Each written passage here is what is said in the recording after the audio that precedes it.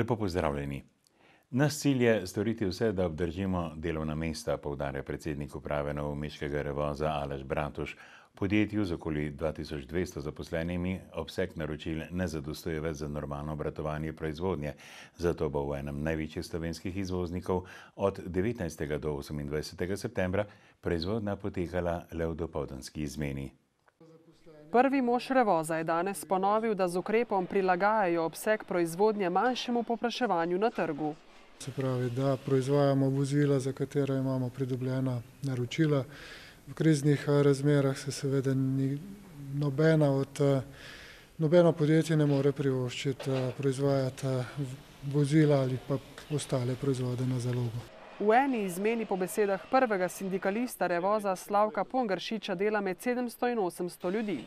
Kako bodo nadomestili izgubljeni delovni čas, zaenkrat še ni povsem jasno. Možnih je več ukrepov. Zdaj, eden od ukrepov, ki je zelo verjeten, je 36-urni delovnik, kar pomeni, da bi delavci na vsake 14 dni dobili en dan bili prosti delovne. Bratoš je danes odločno poudaril, da začasno obratovanje v dopoldanski izmeni nikakor ne pomeni ukinitev popoldanske izmene. Imamo kar nekaj možnosti za to, da zmanjšamo obseg proizvodnje, ne da bi odpuščali, in o tem se pogovarjamo trenutno s socialnimi partnerji. Ne moramo si zatiskati oči pred tem, da je ta možnost tudi realna, ampak še enkrat v tem trenutku se o tem ne pogovarjamo, pogovarjamo se o ohranitvi delovnih mest. Seveda je pa kljub temu prisoten določen strah in določeno nelagodje, kaj se bo z njimi dogajalo. So pa pripravljeni in kaže se neka pripravljenost na določene druge ukrepe, da prebrodimo to krizo leta in nekaj mesecev. Kot je namreč znano, naj bi v začetku leta 2014 Revoz začel izdelovati nova modela Twinga in Smarta. Ta projekt po Bratoževih besedah ni ogrožen. Ne, projekt se odvija naprej po načrtih. Ravno v tem trenutku tudi potekajo sestanki, ki preverjajo napredovanje projekta. Krško družinsko podjetje Evrosat, največji slovenski proizvajalec sadja, ki približno 2/3 pridelanega sadja izvozi tudi na tuje trge, se zdaj lahko ponaša še z nazivom letošnje dolenjsko-posavske gazele. Laskavi naslov najhitreje rastočega podjetja v regiji, ki ga že 12 leto podeljuje časopisna hiša Dnevnik, so tradicionalno podelili v Dolenjskih Toplicah. Na dan prežene zdravnika stran. Dolenjsko-posavska gazela je Evrosat. To je res izjemno priznanje, še posebej že nominacija, ko sem izvedel, kakšne družbi smo, takih dveh eminentnih družb, in pa še, ko gledamo spisek 100 najhitreje rastočih podjetij na Dolenjskem, je to toliko večje priznanje za nas. Na drugi strani pa to potrditev naše pravilne poti, vizije. Med nominiranci za letošnjo dolenjsko-posavsko gazelo sta bili še ribniško podjetje v japonski lasti Yaskawa Ristro, specializirano za robotske sisteme, ter krški GEN-I, največji slovenski dobavitelj električne energije poslovnim uporabnikom. To priznanje prihaja pravzaprav v zanimivem času. Mi smo pred 3 leti dobili mandat strani japonskih lastnikov za postavitev robotskega centra za potrebe Yaskawa Europe, se pravi za potrebe naše matere, in ker smo ravno sredi, imamo mandat za speljavo tega, je seveda ta priznanje dodatna spodbuda. Za naše podjetje, predvsem pa za naše zaposlene, upravo, vodstvo, pomeni to motivacija za delo naprej, predvsem pa en dober občutek, da tudi drugi prepoznajo naše delo, da prepoznajo našo skrb in da prepoznajo naše napore, predvsem pa naše timsko delo. 100 najhitreje rastočih dolenjsko-posavskih podjetij je v minulih 5 letih svoje prihodke od prodaje povečalo za več kot 6-krat, kar jih v primerjavi z ostalimi slovenskimi regijami uvršča na prvo mesto. Ta podjetje so hkrati tudi dobri zaposlovalci. Namreč v tem obdobju so zaposlili preko 1200 ljudi. Medtem za primerjavo pa naj povem, da so podjetja v dolenjsko-posavski regiji v tem obdobju izgubila 10% delavcev, kar pomeni skoraj 5000. Podjetje Evrosat se bo konec oktobra v Ljubljani na finalnem izboru potegovalo še za naziv Zlate gazele 2012. Na 45. mednarodnem sejmu obrti in podjetništva v Celju letos razstavlja 1600 razstavljavcev iz 34 držav. Med njimi so tudi Belokranjci. Že 6. leto zapored svoje izdelke in storitve skupaj predstavljajo turistični delavci in podjetniki iz vseh 3 belokranjskih občin. Letos jih razstavlja 21, kar je največ doslej. Vesel sem, da so naši obrtniki spoznali, da v Beli krajini smo pač po površini majhni in da moramo ven, ker mi med sabo lahko prodajamo kar nekaj, ampak cilj je, da se gre čim bolj ven in da se pripelje tudi tega denarja prek Gorjancev v Belo krajino. Mi se vsako leto udeležujemo tega sejma v Celju in zelo sem vesela, ker je organizirano skupna predstavitev preko Obrtno-podjetniške zbornice Metlika. Saj je takšen nastop učinkovitejši. V belokranjskih občinah, kjer so letos junija zabeležili od 15 do skoraj 18% brezposelnost, posluje 1176 malih gospodarskih družb, kar je 7 več kot leto poprej. Malenko se morda zmanjšalo zaposlitev pri obrtnikih, število obrtnikov je nekje konstantno, malo gor, malo dol, vendar to so dosti skromne obrti, ki v samem bruto družbenem proizvodu ne pomenijo veliko. Vendar mali podjetniki in obrtniki zaposlujejo dobrih 53% vseh zaposlenih Belokranjcev in njihov delež čistih prihodkov od prodaje raste, medtem ko se je pri srednjih in velikih družbah zmanjšal za dobrih 15%. Slovenija je bila obrtniška dežela in bo. Slovenija je dežela malih podjetij in to bo tudi ostala. Država mora to razumeti, država mora le napraviti ugodno klimo. Obrtniki in mali podjetniki pa morajo dojeti, da pridne roke in dobri izdelki niso dovolj, pravi Pavlinjek. Če imaš doma dosti dela, bodi lokalec. Če si uslužnostna dejavnost, bodi lokalec in poservisiraj to, da ti kdo drugi ne pride tvojo isto dejavnost delati. Če pa imaš dober izdelek, pa takoj na globalni svet. Nove poslovne priložnosti je treba iskati na vsakem koraku, tudi na celjskem sejmu, še dodaja Pavlinjek. Podjetje Afic s sedežem v Mirno pri Novi Gorici je znamko Ciciban eden od proizvajalcev otroške obutve v Sloveniji. Po dobrih 12 letih zapira svoj obrat v Dolenjskih Toplicah, prav tako tudi trgovino. Delo pa bo tako izgubilo 40 zaposlenih. Po zaprtju šivalnice v Kalu nad Kanalom in Tolmino v letih 2009 in 2010, tako zdaj ostaja le še matično podjetje v Mirnu. Proizvodne prostore v Dolenjskih Toplicah so kupili konec pomladi leta 2000 od stečajnega upravitelja tovarne Bor. Istega leta so začeli s proizvodnjo. Po 12 letih, ko zapirajo obrat v Dolenjskih Toplicah, kjer je bilo 40 zaposlenih, bo podjetju ostalo še 150 zaposlenih. Vsi zaposleni v obratu v Dolenjskih Toplicah so dobili odpoved, ki so jim jo vročili 23. avgusta, z enotnim odpovednim rokom 45 dni. Delavce so že prej obvestili o nameri in zagotovili, da bo podjetje poravnalo vse zakonske obveznosti do delavcev, torej plače, regres, ostanke dopustov in pripadajoče odpravnine. Trend upadanja naročil se je po besedah Borisa Petejana iz podjetja Afic začel konec leta 2008 kot posledica splošne krize in je pripeljal do zaprtja obeh šivalnic ter zdaj še obrata v Dolenjskih Toplicah. Med glavnimi razlogi za krčenje proizvodnje so nedostopnost bančnih kreditov, plačilna nedisciplina ter poplava cenene obutve predvsem azijskih proizvajalcev. Po predlogu novele zakona o zdravstveni dejavnosti naj bi iz 9 območnih zavodov za zdravstveno varstvo in Inštituta za varovanje zdravja nastala 2 nova nacionalna inštituta, in sicer Nacionalni inštitut za javno zdravje in Nacionalni laboratorij za zdravje, okolje in hrano. Mnenja o tem pa so različna. Direktor Novomeškega zavoda za zdravstveno varstvo Dušan Harlander se s predlogom ne strinja. Razlogi za nestrinjanje so tako poslovne kot strokovne narave. Nikakor pa ne gre za to, da bi se direktorji borili za svoje stolčke, poudarja. Jaz kot zdravnik specialist bom več zaslužil, če bom delal kot zdravnik specialist, kot tukaj, kot sem zdaj direktor. Tako da, vkolikor sem jaz problem, ali pa mislim, da lahko za vse svoje kolege to rečem, se lahko zamenjamo. Nameravana reorganizacija ni skladna s cilji vlade na področju zdravstvene reforme, je prepričan Harlander. Glavna cilja sta povečanje avtonomije in odgovornost menedžmenta v zdravstvu, a predlagano združevanje vodi v centralizacijo, je prepričan. Potem naj bi se znižala obremenitev zdravstvenega sistema. Seveda se ne bo znižala. Tam v predlogu so zapisali, da naj bi bil letni prihranek 1,5 milijona evrov. Poglejte, predlagatelji nimajo za temi številkami nobene ekonomske analize.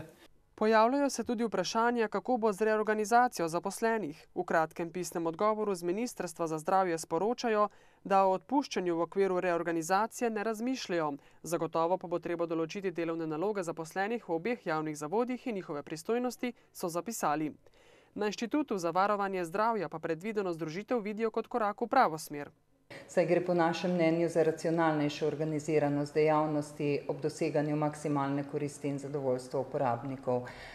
Posebej smo veseli predloga 2 nacionalnih inštitutov, torej 2 javnih zavodov, ki bi izvajala javno službo na tem področju. Seljakova obenem zavrača namigovanja, da namera o povezovanju poteka zaradi sanacije negativnega poslovanja Inštituta za varovanje zdravja. Saj bi sanacijo lahko zagotovili že s tem, da bi upoštevali sedanje predpise glede delitve dela na območni in nacionalni ravni. Je pa vprašanje, ali bi bilo po 20 letih, ko se to ni upoštevalo, sedaj smiselno to urejati na tak način. Zdaj je na potezi Državni zbor. Vlada je namreč na zadnji redni seji določila besedilo predloga zakona o spremembah in dopolnitvah zakona o zdravstveni dejavnosti ter ga poslala v obravnavo in sprejetje Državnemu zboru Republike Slovenije po rednem postopku. V novomeški Krki so sklenili 2-dnevni mednarodni simpozij z naslovom Na dokazih temelječe zdravljenje za boljše rezultate v prihodnosti. Več kot 200 udeležencev iz 19 evropskih in azijskih držav je z uglednimi predavatelji obravnavalo najzanimivejše teme na področju okužb z bakterijo Helicobacter pylori. Krkin produktni vodja za zaviralce protonske črpalke Aleš Kavčič je predstavil več kot 20-letne Krkine izkušnje na področju gastroenterologije. V Krki proizvajamo vseh 5 zdravil iz te skupine in smo vodilni proizvajalec na naših tradicionalnih trgih, torej trgih srednje, vzhodne in pa jugovzhodne Evrope. In vedno bolj smo pa prisotni tudi v zahodnoj Evropi, kjer se zdaj širimo v letošnjem letu recimo Francija, Italija in pa Španija, kjer smo lansirali naše izdelke. Strokovni del obeh simpozijev je vodil priznani slovenski gastroenterolog Bojan Tepeš, ki meni, da brez kliničnih raziskav ni napredka v gastroenterologiji. Oziroma brez bazičnih raziskav. V Sloveniji izvajamo predvsem klinične preiskave in tu je podpora Krke kot vodilne farmacevtske družbe v Sloveniji neprecenljiva. To vidimo v primerjavi z kolegi iz drugih držav, iz regije, ki imajo pri pridobivanju sredstev za svoje raziskave bistveno več težav, ker v svojih državah nimajo farmacevtskega podjetja, kot je v Sloveniji Krka. Krka je na tem področju zelo uspešna zaradi 2 razlogov. Podjetje proizvaja vse zaviralce, protonske črpalke in antibiotike, ki so ključni pri izkoreninjanju bakterijske okužbe, pa tudi zaradi številnih kakovostnih izobraževanj, ki jih nudi na področju gastroenterologije. Krka strokovnjakom nudi tako zdravila kot izobraževanja, zato je med najpomembnejšimi podjetji ne le v vzhodni, ampak tudi v srednji in zahodnji Evropi, dodaja. V Črnomlju znova smrdi, tokrat po prašičji gnojevki, in če so se v minulih dneh zaradi smrdu pritoževali prebivalci v zgornjem delu mesta, je tokrat prekipelo stanovalcem na drugem koncu Črnomlja, v Loki in Kočevju. Tam je namreč lastnik prašičje farme z Lokev razlival gnojevko in to v neposredni bližini reke, hiš in gostišča, ki je takole samevalo v večernih urah, saj so gostje dobesedno pobegnili iz lokala. Ja, tukaj na sosednjem travniku so iz prašičje farme navozili 3 velike cisterne gnojnice in gosti so se kaj pa drugega odpravili naprej, verjetno proti Ljubljani. Jezni in razburjeni so bili tudi stanovalci bližnjih hiš. Na tej ulici tukaj so predvsem montažne hiše, ki vsak večer zračimo, sicer ne bi lepo spali, pa mislim, da bomo danes zaprti noter. Kot smo bili lansko poletje, 3 tedne, ko ni bilo dežja, ki je bil napovedan. Sem tako jezen, da rajš ne rečem, kaj bi naredil s temi. Da zgleda, da drugače ne bomo to rešili, kot državljansko nepokorščino zapret ceste. Jaz sem ga tukaj stavil na cesti in se tako bohotno mi smejal, da kaj bi pa rad, zakaj pa ne bi on smel voziti, in je rekel, da bo še tu vse polno navozili, vse polno. Republiška uredba sicer v času neposredno pred dežjem dopušča uporabo gnojevke na kmetijskih površinah, pravi pravnik Niko Šuštarič, vendar je v novem občinskem prostorskem načrtu občine Črnomelj, ki velja od oktobra lani, izrecno navedeno, da 500 metrov od stanovanjskih, turističnih in prostočasnih površin, to se pravi rekreacijskih površin, ni dovoljeno razlivati gnojevke, niti uporabljati fitofarmacevtskih sredstev, ki bi lahko škodljivo vplivali na zdravje ljudi. Ne, to se ne bi smelo dogajati. In ljudje so upravičeno vznemirjeni, res da je napovedano deževje, ampak trenutno je pa situacija taka, da ne dežuje in da je vreme čisto normalno in da res smrdi in da to je nevzdržno. Prijava na Ministrstvo za okolje in prostor, za kmetijstvo in okolje, vsekakor bo podana tudi strani občine Črnomelj in verjetno tudi vseh ostalih. Na srečo je pozno zvečer v Črnomlju začelo deževati, a Črnomaljci se sprašujejo, kaj jih še čaka to jesen. V svojem mestu niso pripravljeni živeti z maskami na obrazu. Po kratkem predahu pa si bomo med drugim ogledali še prenovljeno pročelje Mencigerjeve hiše v Krškem in praznovanje Straške jeseni.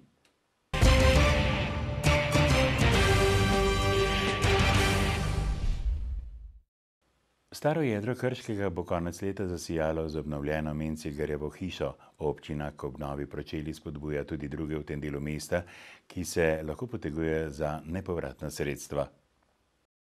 Na odprt razpis se lahko prijavijo fizične osebe ali humanitarne organizacije, ki so lastniki stavb pod spomeniško zaščito ob obvoznici v Starem Krškem.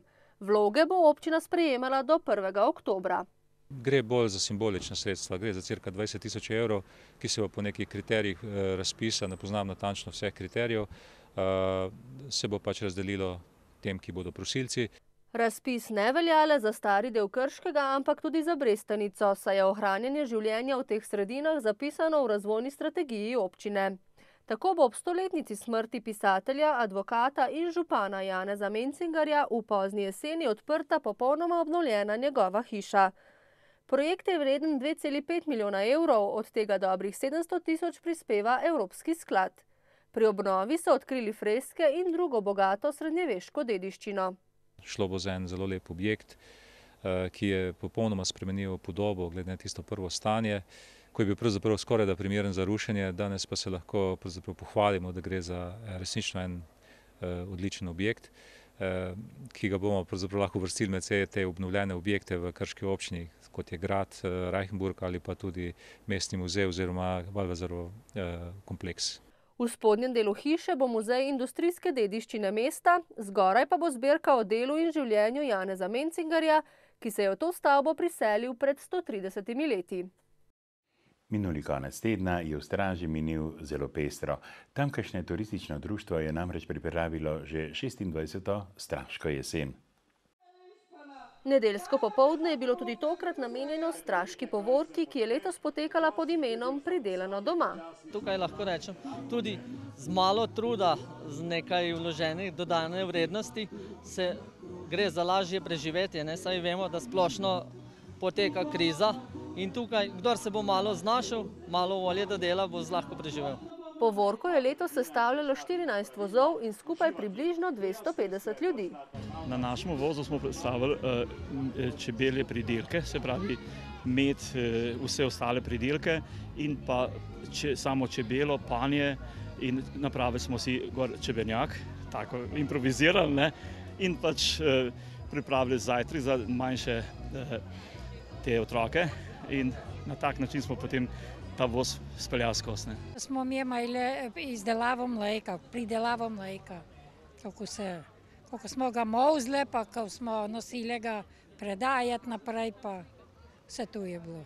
Vrtičkarji, kupili smo majhen traktor, prav za vrtičkarje, česen, čebula, potrščilj, kolerabca tako, redku. V sklopu Straške jeseni pa je potekalo tudi finalno tekmovanje za slovenskega Martina Krpana. Naziv najmočnejšega v državi si je tokrat priboril Denis Slapnik iz Teharij. Sigurno, da sem zadovoljen. To je pač moj prvi naslov za Martina Krpana. Pripravljal sem se letos res sam za to, da osvojim to. Tako da se je fajn in srečno izklop.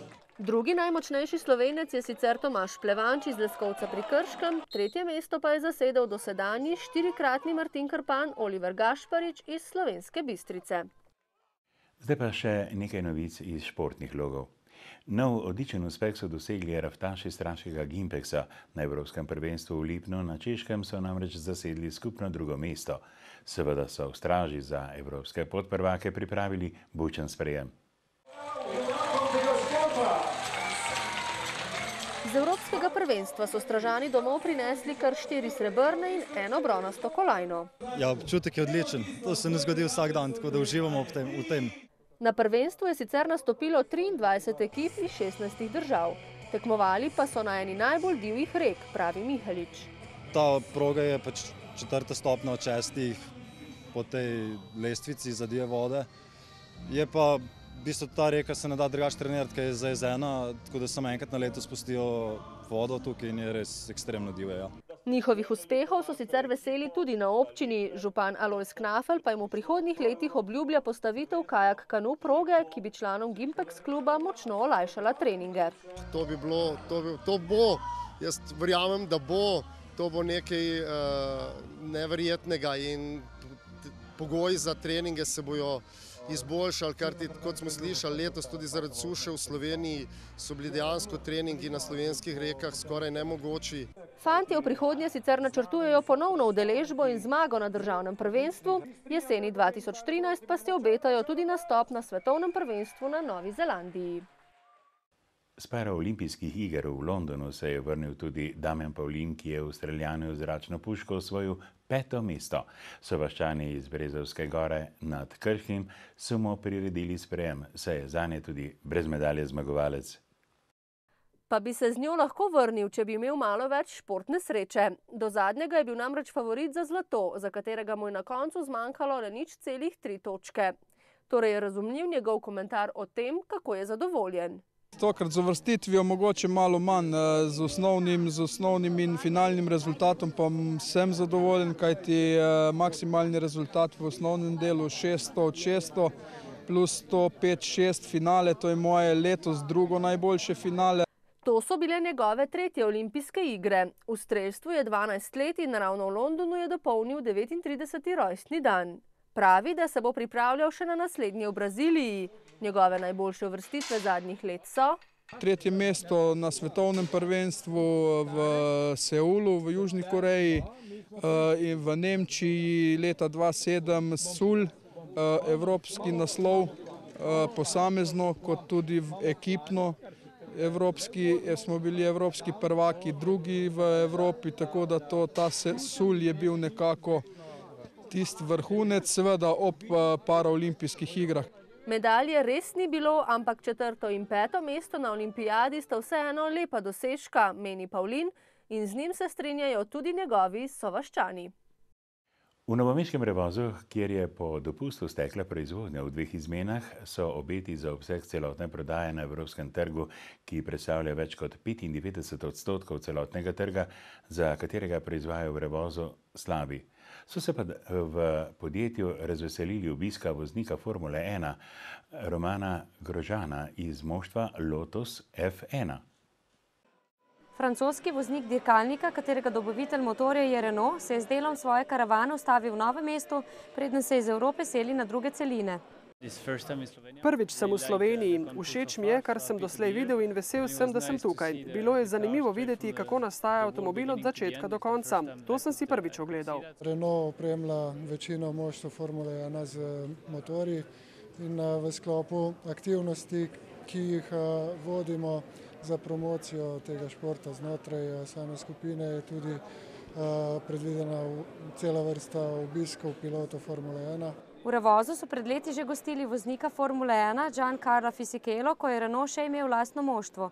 Tokrat pa se je z vodstvom podjetja in zaposlenimi ob razstavljenem dirkalniku Lotus F1 Team fotografiral Francoz Roman Grosjean. Ta je v letošnji sezoni osvojil 2. in 2 tretji mesti ter zdaj zaseda 8. mesto med vozniki in 4. med moštvi. Dobro pa letos ne kaže avtomobilski industriji. Celoten avtomobilski trg je namreč v Evropi v padcu. Predvideva se, da bo v letošnjem letu prišlo do 8–10% padca. Predvsem je pa odvisno, koliko naročil bomo pridobili v mesecih, ki prihaja sedaj, in na osnovi tega tudi predvzeli potrebne ukrepe, da bomo prebrodili to situacijo. Zaenkrat je še prezgodaj napovedovati, kako bo številom zaposlenih v prihodnje, pravi Bratoš. Teh je zdaj 2200. V nedeljo se je v nizozemskem Limburgu začelo svetovno prvenstvo v cestnem kolesarstvu, kjer bodo v ekipnem kronometru nastopili tudi člani novomeške Adrie Mobil. Slovenijo bo tokrat zastopala zelo številčna zasedba, med njimi tudi 7 profesionalnih kolesarjev. Cilji so visoki. Celo leto odrekanja, garanja, na koncu se to poplača. Ja, gremo na svetovno prvenstvo, bomo zraven najboljših ekip, tako da komaj čakamo. Pričakovanja so in vedno morajo biti visoka, namreč samo motiv lahko potem tudi vodi k dobremu rezultatu.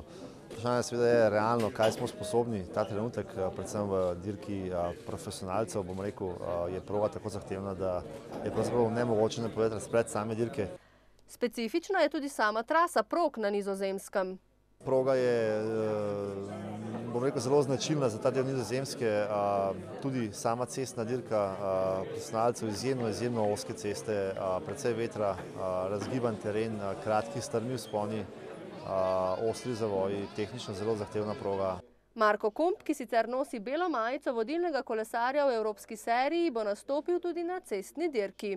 Pričakujemo dober nastop in pa da bomo dali vse od sebe, kaj pa to pomeni v številkah oziroma v rezultatu, bomo pa videli po nedeljski tekmi.